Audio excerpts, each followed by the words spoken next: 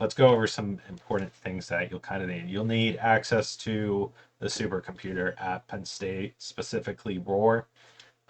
If you're at a different university and you have a different supercomputer, there's different ways to get accounts, talk to professors, your faculty, and whatnot. So you'll also need access to a Ubuntu 18.04 machine, having Singularity installed on that, have a GitHub repo, and Git installed. So why we need this tutorial and why we need Singularity. As you can see, this is Supercomputer. It was photo taken by my friend Greg here of Penn State's supercomputer down in the basement of the IST building, or what's now known as the Westgate building. And essentially a lot of like high performance computing algorithms that run in C++ and CUDA core libraries and GPUs and thousands of CPUs running in parallel exist on this machine. And a lot of astronomy and physics majors run their really high tech simulations for research on this. I'm back to show you how to log into the supercomputer at Penn State. So if I type in ACI or Penn State's web's access secure login, it's basically the way to get to their kind of portal here. And you can see this is web access with the campus. I have my password, I have my ID and password here, and where my login. Now it's going to ask me to do a little 2FA, push to my phone. Okay, and then we'll get a dual mobile request. So basically, I covered, kind of hit yes or no to approve the access.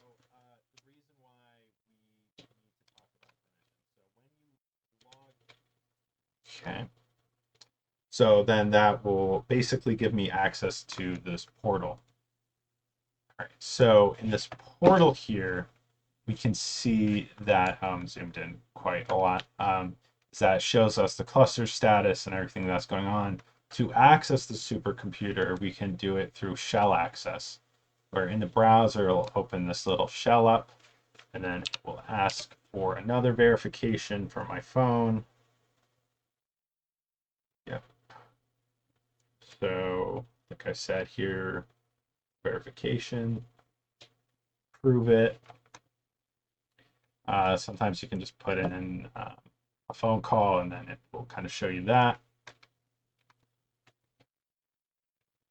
It'll take a minute to log in. All right, so here we can see that we have logged in, and now it randomly assigns you a random node for your access account.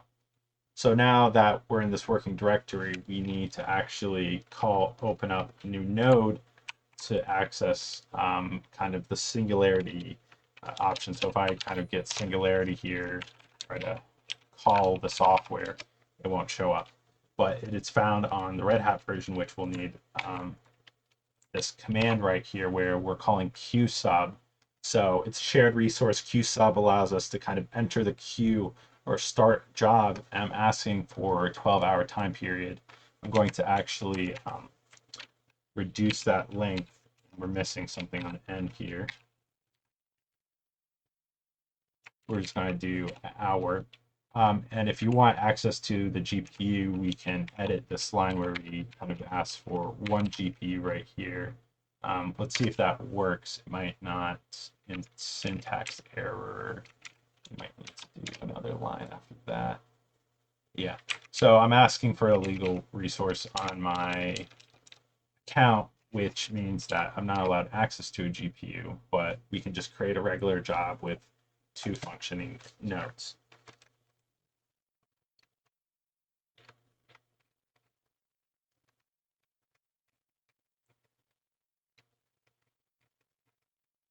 Okay, that will take a second.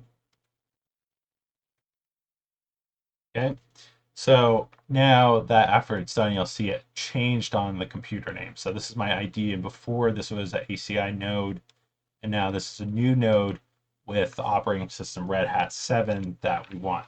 And now we should have Singularity on here. try to call it. There it is. Singularity is on here, and we can check for its version. Let's clear the screen. Singularity version, and they're on 3.6, and that will be. Hi everyone, I'm back. So I want to show you how to pull an image from Scilabs or the Singularity Cloud Library. And essentially, if we go to the home page, you can browse the library. Let's say you want the Alpine, or you can get, excuse me, you can get Ubuntu right here. So you click here, and you want to click on the tab for your architecture. So the architecture on the Penn State library is AMD 64. So you click the tab, you go here, get the pull command for the operating system you want, the container, and then you Control-Shift-V inside this terminal. And now it's pulling the image, as you can see it downloaded right here. And let's see if we can shell inside. So we call the Singularity and then shell Alpine. So that will take a few seconds. I'll edit the video right here so you can then see the change. All right, so now that we're here, we're in the Singularity container. You can see the change has occurred in the left right here. So essentially what happened is that in this process, we've accessed a new Red Hat 7 node that gives us access to the Singularity software. And then we pull the Singularity image from a container onto the supercomputer. And we're inside that container. And we will have everything Alpine kind of provides, which I don't really, I haven't worked with Alpine at all. I'm familiar with Ubuntu. So let's exit this. Let's say you want more specific things out of your image, like let's go to GitHub really quick. So personally, I made my own recipe file with some installations of let's go here. Let's go here. So I made a recipe file to create my own image that I uploaded to the registry or Scilabs Cloud, where I wanted pip for Python 3. I wanted scikit-learn. I'm using matplotlib, and I'm using OpenCB Python, and I'm using parsing. I'm using scikit-learn, simple ITK. I'm using all of these packages for different reasons or other in the software I'm running. And let's say I want to pull that. So essentially what I did is that if I upload this recipe file to GitHub, that can get picked up on an automatic builder. And what this automatic builder does, it lives in this container in Singularityhub, where essentially we need to go to their actual website, singularity-hub.org. What it does, it connects to GitHub and it reads this list, and then it automatically builds that image. And then I can pull from that image. So now this is public. I'll be putting a link on the GitHub and also in the video description below. Is essentially this container, when I want to pull it, it's completely built in the cloud. So now I only need one command that I will put into the description and in a written guide, is that we call the Singularity software, we pull, and then SHUB for Singularity Hub, and then your username, and then the container you want to pull right here. I don't mean to copy the whole thing, but it's like glitched. And then you need the tag, which is very important. This, you cannot have a space there. That will actually cause you an error. So here I will pull from Singularityhub. So now the image I built is actually 3 gigabytes big, and this will kind of take a while compared to Alpine that was only 2.6 megabytes big. Here we can download it. And now this is specifically for my OpenVessel group, is that we can run our deep learning code. We just have to make the software installations into the build recipe, and then everything kind of follows through there. So that will complete very soon. Can we zoom out of this really quick? So that's essentially done. And then we can see my image is right here. This got downloaded from Singularityhub onto the Supercomputer. Let's see. It's giving me an issue about scrolling. All right, there we go. So let me list out the directory right here. You can see the containers right here, and we want to go into it. So we call Singularity, and then shell into the container. So now I want to show that Singularity is working here. We are inside the Singularity container. I can list out everything there is, and I created an example of Python script that just contains import numpy. I know for a fact that I installed numpy array as a pip install in this container image that I just downloaded from my GitHub, right? So now let's try to run it. So Python 3 and then example.py, and we got the numbers printed out. I just got this from an online example from this little website called Stack Abuse, and I just wanted to show that works. And now what I cannot do in this container, because I did not install the software, is nano. I cannot edit anything because nano was never installed in the container. But if I exit the container, I know for a fact that the supercomputer has nano installed, or it's let's see, we're in nano, and exit, and then yeah, it works as intended. So yeah, okay. So the reason why we need to talk about permissions. So when you log in or SSH into a supercomputer, essentially your user account has limited permissions. You cannot make software changes on the supercomputer. You cannot update the software. You cannot install a version of Python that you would like. Hi everyone, I'm back. So essentially what I'm trying to explain is permissions. Permissions are really important. And what I mean by that is that on a supercomputer, when you log in, you do not have permissions to make updates. So if I do yum update, this is how you update an operating system for Red Hat. In Ubuntu, I am not a registered user, so it gave me an error about permissions right here. I am not root. I don't have root access. I'm not the owner of the machine. I'm not the owner of the supercomputer. That is a correct assumption because this is a shared resource at Penn State. And what I'm getting at is that, on Ubuntu or Debian, if that's your experience with Linux, you have apt-get update. That package manager doesn't exist in this operating system as compared to Ubuntu, which people are a lot more familiar with. Here, what I want you to understand is that we are not able to, let's say, install software packages that you want to use when you run code on the supercomputer. For instance, if we do pip install numpy, common Python package used for a lot of data scientists, it doesn't install. And I'm in a virtual environment, which is also a typical technique for kind of doing some data science stuff and trying to run some machine learning code or deep learning code. We're not able to do that here because we don't have permissions on the supercomputer to install or make software changes. The way the supercomputer manages all these issues is through a module load, different types of software, and that's unknown. So they have module spider. So you can say module load ADF, for example. So you can do computational chemistry or material science software suite. So it's like these are all the approved softwares for doing chemistry calculations and things like that, right? Or genomes down here, things like that. Sorry, forgot how to quit out of that. Is that essentially that's how you load a lot of the necessary tools, and these are C++ softwares.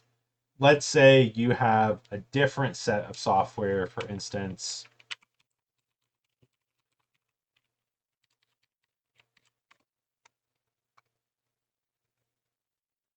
give me a minute. Let's say you're trying to do liver lesion detection, and your software needs to be run for Python 2.7 and TensorFlow 0.0. And you need numpy install. And as you can see, we couldn't install numpy because of the permissions. The way we get around this is how they implemented Singularity. And what is Singularity? Now, like I mentioned, permissions is kind of an issue. You can't really make changes, you can't configure. And how we get around this is that we have to build the container, but we can't build it on the HPC itself. We can't build it on the supercomputer. And what a container is, let's get into that, is essentially is a software engine on top of a already existing computer. And what it does is generates these isolated versions of software and operating system or apps. This is well known as Docker or microservices, these isolated bits of code that can't be disrupted, and you can manage resources more efficiently to upscale. There's another version of container technology called Singularity.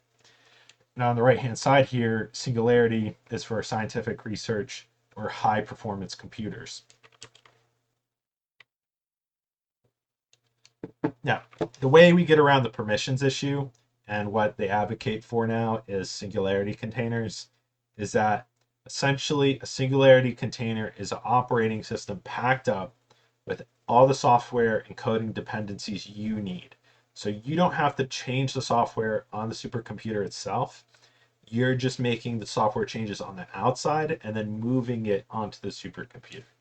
So we're going to go through step one to essentially see what that is like right now. Okay, I'm back. Hi, everyone. So this is a command prompt on my Windows machine, and this is essentially terminal. I have SSH installed on here. As you can see, we're going to SSH into my local machine. So I probably have to blur out that IP. So essentially, what is SSHing? So it's getting you a secure excuse me. Let's try that again. You're getting a secure shell. Essentially, you're getting a connection from one computer to another. And it's essentially something like this, where trying to cover the IP, is that I have one computer that I'm working on here, and we're accessing another with the terminal, right? And what this is that you see in the terminal is this is my username, and this is the name of the computer, OpenVessel production. It's like our production server, not our literal one, but we're SSH'd in and we're in, and this is a Ubuntu machine essentially. This is Ubuntu 18.0. And let's make a directory, testing. Let's go into testing. All right. So now we're in the testing directory.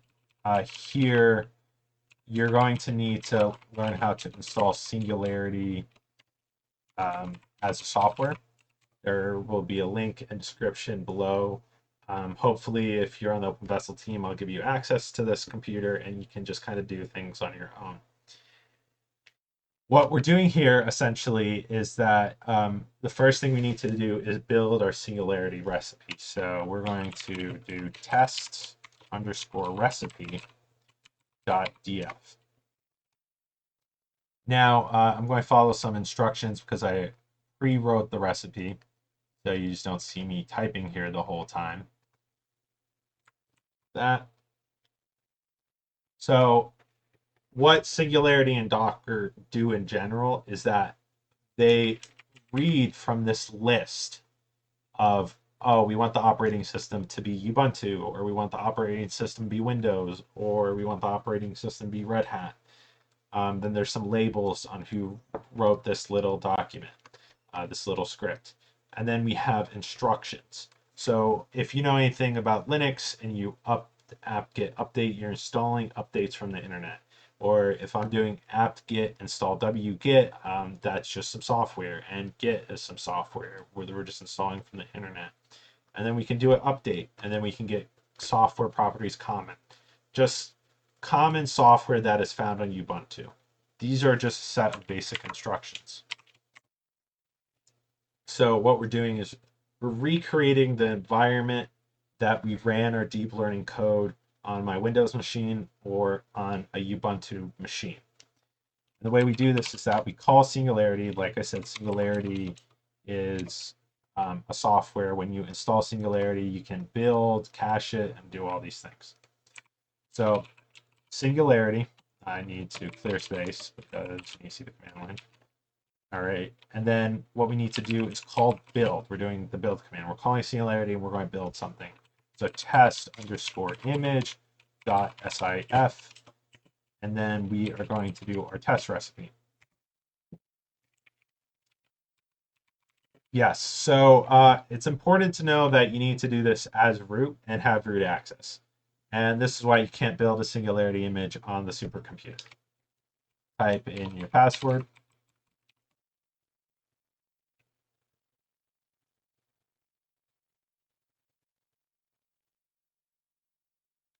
Package is building. I'll hopefully skip this in the video editing.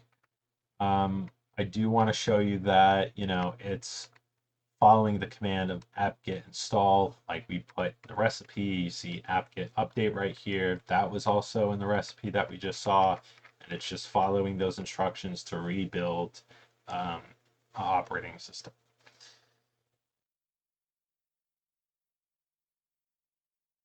No, I actually do still have to do this. Oh, okay. So it was just stuck. Back. So hopefully edited here. I just had to hit enter.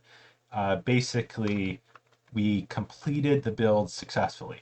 So what happened is that if we list out here, we can see now the test image exists, and we can now access or shell that image.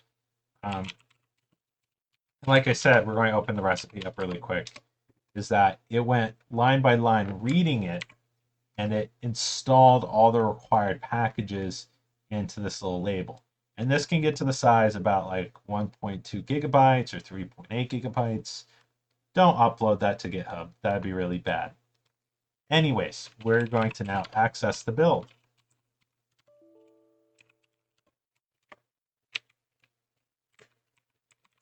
Let's try that again. So it's successfully built, and we're going to access the build. Singularity, shell, test image. There we are. We are in the Singularity image now. And hopefully we have Git installed, Git is there, and we have wget. Wget is missing a URL, but it's working in 10. I will then try to say, is there Python? Oh, there is Python installed. Yeah. Python 1 is not installed. The reason I'm confused about that is I forget that Python 3 also runs some of the Ubuntu operating system type stuff, but Python itself is not on there, and that means Python 2.7 is not on there unless I say it's built on it. Then here, this is essentially, let's exit out of this. This is kind of the whole logic, is that we will be sitting here, open this recipe up, and let's say um, we want more software. Maybe we want to get pip installed for Python 3, and we might need Python 2.7, and then we would add that to the recipe list.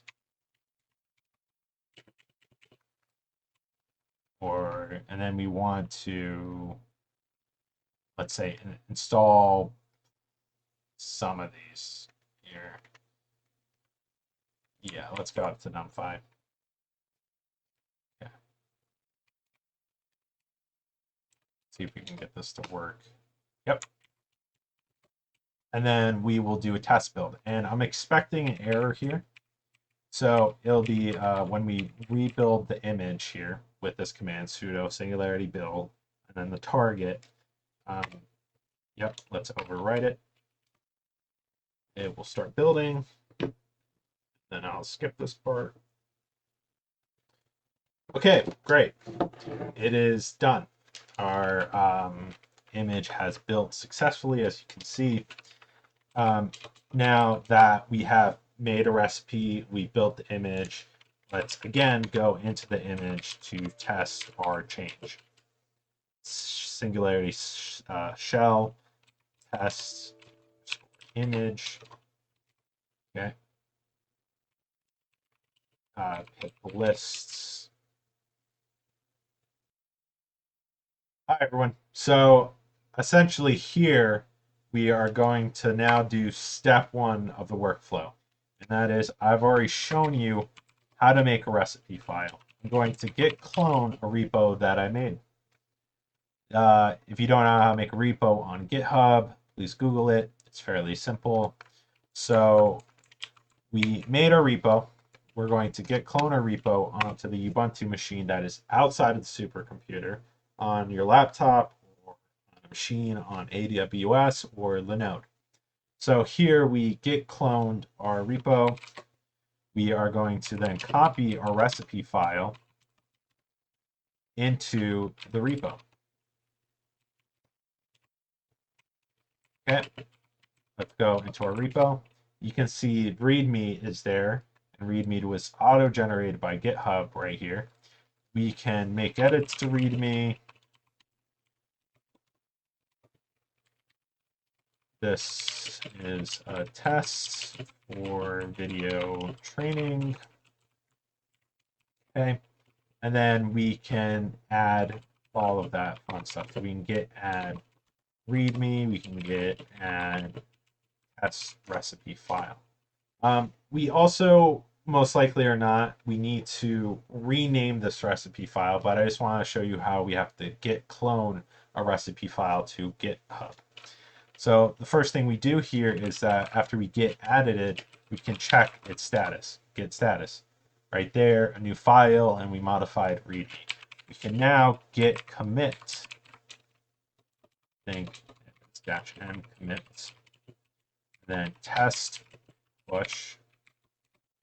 Oh, it was after the fact. So we're telling git software to commit a change to GitHub.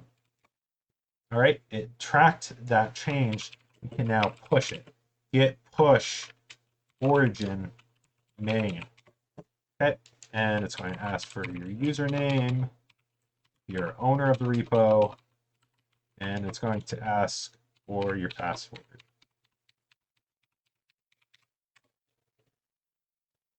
Okay, and it's writing. And it's added it. And now, as you can see, this is the original one where it's just a README. If we refresh the page, there it is. There is our recipe file. Okay.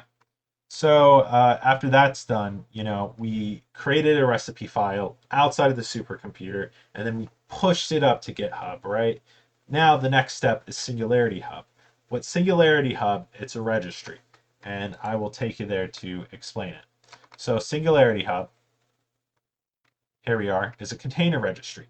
It's a big library. The people who run Singularity software and who update it are Scilabs. You go to Scilabs' website, they have a library known as a registry. If it could bring me to their library, that would be great. Slash. Yep. Oh, no, it cannot. Go cloud. It is a cloud, side cloud. So the reason they call it a cloud, like I was saying, is that this machine is like a Ubuntu machine or operating system that is existing on an AWS instance out there in the internet, right? So essentially what is going to happen is that we connect to GitHub and it automatically builds the recipe. The same way I just kind of built the recipe with Singularity build, it does that automatically when I commit the push. And I'm going to explain how that works in the second part. Okay. This is part 2 of how to build a container with Singularityhub. All right, so we push the GitHub, and that's going to be a very important piece. The first thing you need to do is log into GitHub via Singularityhub. I already did that. If I log out, if I log in, I can connect with GitHub here, and it logged me in. It will ask you for some user information if you're a new time user, and then you're going to go to My Collections. So essentially, I've already added a collection as a more permanent trackable container for everyone to use, as I shown you in the beginning. And then I'm going to go here to new containers. So these are all my repos. These are repos that I've forked. These are repos I'm working on. And essentially here is test_example Singularity Hub as it is. So we're going to add to the collection, submit. This will take a little bit. Now here we go to settings, and we're going to change the builder to 3.4.2, which is the Singularity builder. So the latest update is 3.6, but this still works. So change nothing here, commit build trigger. So when I git commit to the GitHub here, when I force a change to the repo, we see that this will automatically build for us. We also need to activate one other thing before we hit save, is that we need to click main submit. So what it's doing is that we will look at the main branch of our GitHub. All right, let's just double check this. Reset it real quick. All right, that's good to go. And now after that's done, let's go back and let's push the commit. I'm going to wait a little bit so the changes can be incurred on the cloud. So we'll try to test it. So we want to copy test recipe, and then we need to name it to Singularity, and then a tag. So tag underscore name. So for the way Singularity Hub works is that it needs this prefix dot instead of what would be a target build .sif. That is we're usually familiar with. So we copied that, and it still works as a recipe, so don't worry about that. So git add singularity.tag name. Then we want to git commit test trigger, and there we go. So now let's do a git push origin main just to push that through. Where I need our username and password again.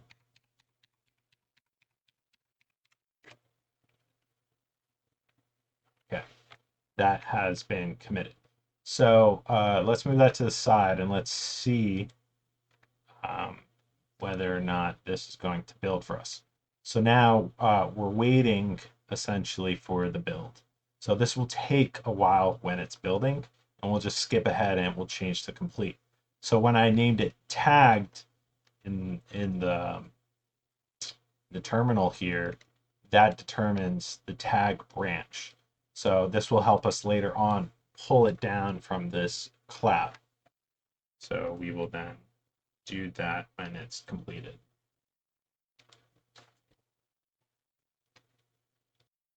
So here we can see that after it's done waiting, now the cloud container is running. So it's constantly building the basically this list, this recipe that we provided it. And hopefully without any hiccups, it will say complete in a few seconds.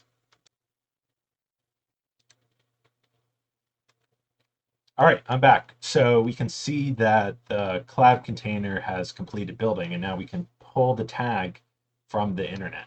So if we go back to our supercomputer here, I just want to see if Singularity actually works on the supercomputer itself.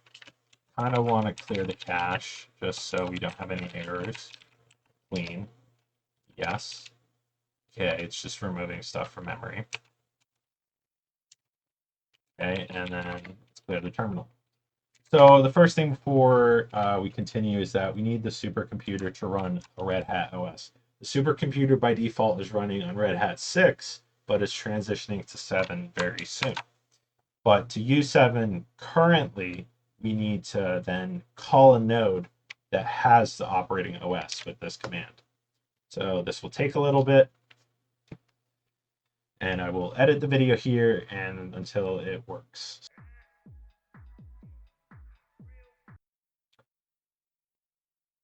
Okay, so we can now see that we were given a node through the queue, and now we can pull the Singularity image. I just want to check that Singularity is working correctly on here. Yep, 3.6. Hopefully we can pull the image from the internet. We'll paste. Here we need to reference the tag name. Okay, it's downloading the image. The pull command is going to be Singularity pull, and then shub is Singularityhub. Sometimes it's a library. If it's sci cloud, and then it's your username, and then the name of the image, and then the tag name comes from this location. If we go back right here, usually in the usage section is how you're supposed to pull the container, but it doesn't really tell you that you need to put the tag after the command. Okay, so now that this is here, hopefully we can shell into it. Test. Okay, this will take a few seconds.